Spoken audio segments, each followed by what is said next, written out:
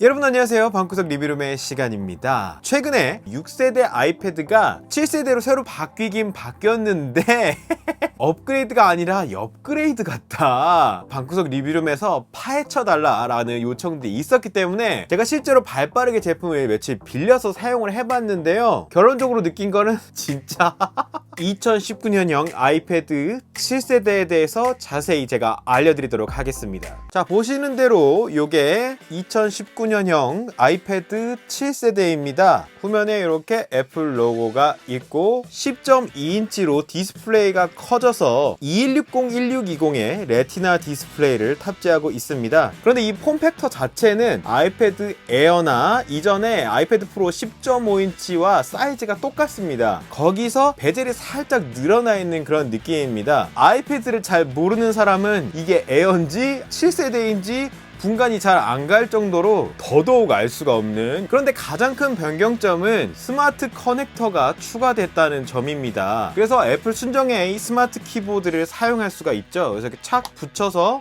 이렇게 커버로 쓸 수도 있고요, 키보드 사용성을 즐길 수가 있는데요, 뭐 굳이 이걸 살 필요까지는 없을 것 같아요. 저렴한 서드파티 키보드를 쓰시는 쪽이 보급형 취지에 맞지 않나 그런 생각이 듭니다. 어쨌거나 쓸 수는 있게 됐다는 점이 차이입니다. 아이패드 미니를 보다가 이렇게 옮겨오면 확실히 화면이 시원하다는 느낌이 들죠. 자, 이렇게 겹쳤을 때 면적 차이가 상당히 많이 난다는 것을 알 수가 있습니다. 물론 이렇게 화면이 커져서 좋아요. 그런데 이 아이패드 7세대는 10.1인치를 넘기 때문에 구독에 로그인 해야 합니다 라고 나옵니다. 요건 진짜 정말 아쉬운 부분인데 기업 계정 또는 학교 계정을 제공해줘요. 그 부분을 염두에 두시면 좋을 것 같아요. 그리고 이어서 디스플레이에 관한 건데 올해 모델은 sRGB 색 범위가 떨어졌다더라 이런 얘기가 인터넷에 있더라고요. 그런데 제가 써보니까 아니에요. 아이패드 7세대는 물론 트루톤 기능이 없습니다. 그래서 트루톤 기능이 없는 상태고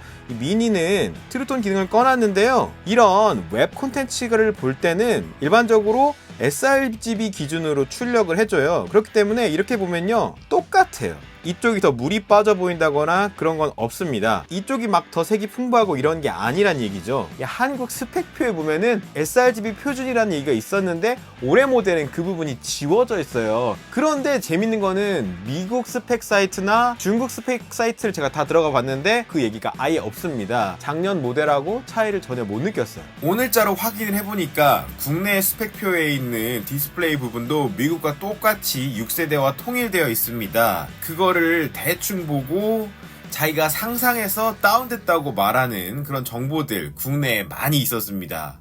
틀렸어요. 물론 차이가 나는 부분은 있습니다. P3 콘텐츠를 보게 될 때는 미니나 프로 모델이 조금 더 색이 진하게 나옵니다. 컬러 스페이스가 더 넓기 때문에 이런 컨텐츠를 감상할 때는 색이 조금 더 옅게 보입니다. 그 외에 핵심적인 차이는 반사 방지 코팅과 라미네이트 처리죠. 화면 밝기를 높일 때는 차이가 나지 않지만 화면 밝기를 약간 낮추게 되면은 이렇게 제 모습이 살짝 반사되는 것을 보실 수가 있고요. 밝기가 높은 상황이라든지 실내 상황에서는 이런 차이가 크게 도드라지진 않기 때문에 염두에 두시면 좋을 것 같고요. 라미네이트 처리가 된 쪽이 조금 더 뭔가 유리가 없이 가깝게 보입니다. 이거는 살짝 유리의 존재를 인식할 수 있는 정도, 뭐 감상하고 이런 데는 전혀 지장이 없어요. 다만 이 펜을 쓸 때 느낄 수가 있죠.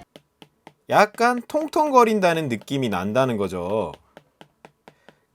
이렇게 에어갭을 느낄 수 있는 필기감이 좀 있다. 반면에 라미네이트가 된 쪽은 뭐 통통거리는 느낌이 나지 않는다는 거죠. 그래서 이런 부분이 차이가 있는데 필기에 하는데 결정적인 문제라고 전혀 생각하지는 않습니다. 그래서 이 부분을 다들 알지만 아이패드 6세대가 워낙 많이 팔렸던 것도 같은 맥락에서 거기서 오는 차이보다 필기를 써야 된다, 내가 뭔가 컨텐츠를 소비해야 된다 할 때는 역시 화면이 시원한 게 중요하기 때문에 이 부분은 화면이 더 커진 7세대가 6세대보다 메리트가 확실히 있습니다. 그리고 이어서 터치 ID, 저는 항상 미국 기준 애플 스펙을 봅니다. 그래서 한국에서 약간 혼선이 온 것 같은데 미국 위키피디아를 보면요 둘 다 똑같이 2세대라고 써 있습니다. 그리고 미국 애플 사이트에는 세대 구분을 아예 6세대랑 7세대랑 없이 똑같이 해놨어요.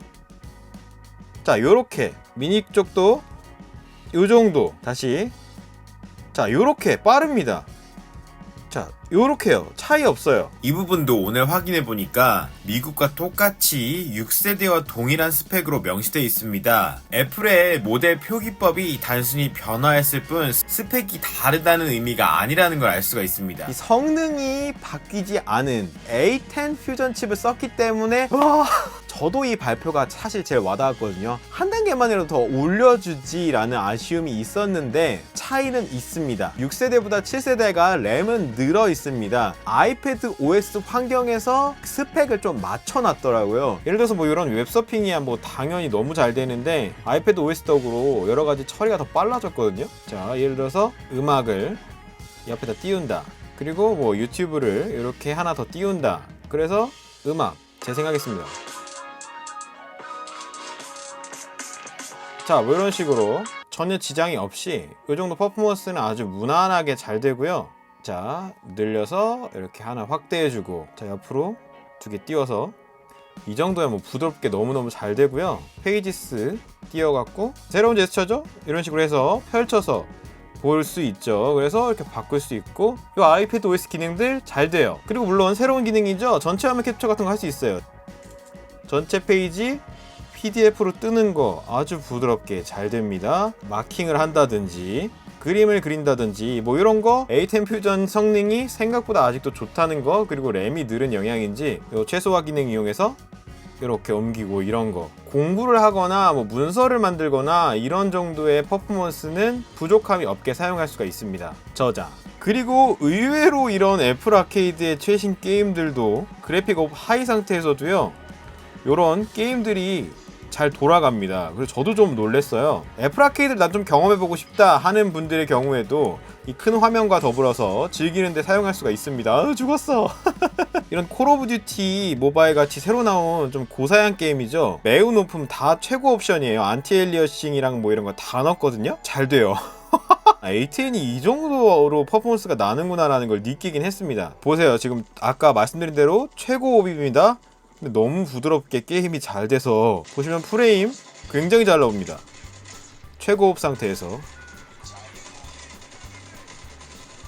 한 손으로 죽였다.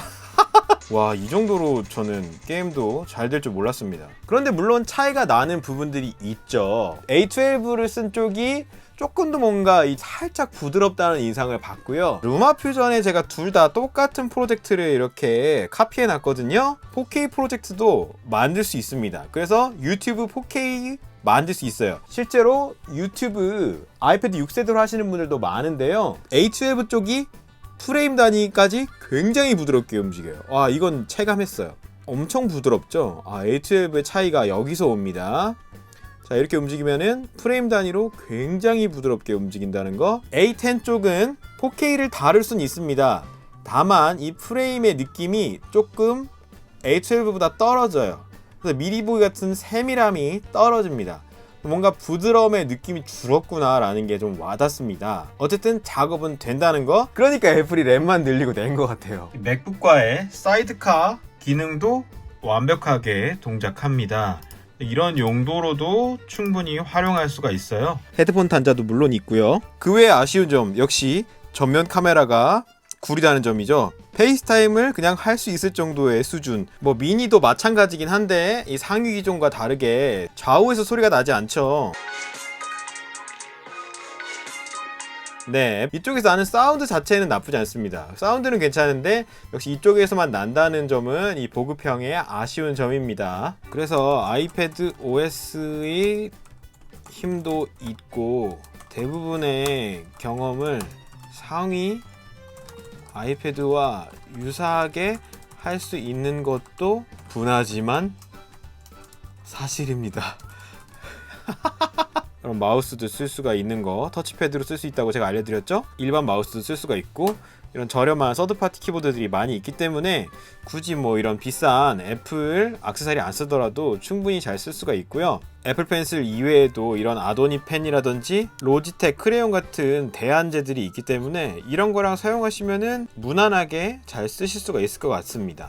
자, 지금까지 제가 느낀 핵심적인 포인트들 말씀드렸는데 아이패드 OS 경험을 할 수 있을 만큼의 수준을 딱 맞춰놨습니다. 가장 저렴한 모델인 것도 맞잖아요. 저 뭐 사야 될까요? 라고 물어봤을 때 학생인데 필기하세요? 가끔 영상 편집할 마음 있어요? 뭐 사진 편집할 건가요? 아이폰이랑 연동해서 쓸 건가요? 근데 그거를 엄청 빡세게 안 할 거고 그냥 게임도 가끔 하면서 쓸 건가요? 라고 하면은 그냥 저는 그냥 7세대를 사라고 권하고 싶습니다. 그럼 이상으로 오늘 영상 모두 마치겠습니다. 모두 안녕.